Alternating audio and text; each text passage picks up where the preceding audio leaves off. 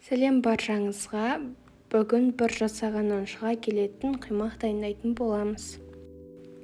Ол үшін сүт, сұйық май, жұмыртқа, ұн, разъедел, ванилин, қант және су керек. Ең алдымен ыдысымызға сүтімізді құйып, оның үстіне қант, жұмыртқа және сұйық майымызды қосып, жақсылап араластырамыз. Жақсылап араластыруымыз керек, арасында қантымыз еруі тиіс. Мінекей жақсылап араластырдық. Енді ұнымыздың үстіне разъедел мен ванилинді қосып, екеуін жақсылап араластырып жібереміз.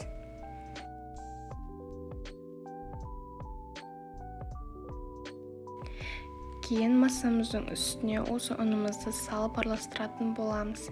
Бәрін бірден емес, бөліп араластырамыз. Видеода көрсетілгенде осылай бөліп салатын болсаңыздар, массамызда іртік болмайтын болады. Кейін қайнаған ыстық суымызды құйып, осылай араластырамыз. Міне бізде осындай сұйық масса шықты. Табаға пісірер алдын кішкене майлап аламыз. Одан кейін майлаудың керек жоқ.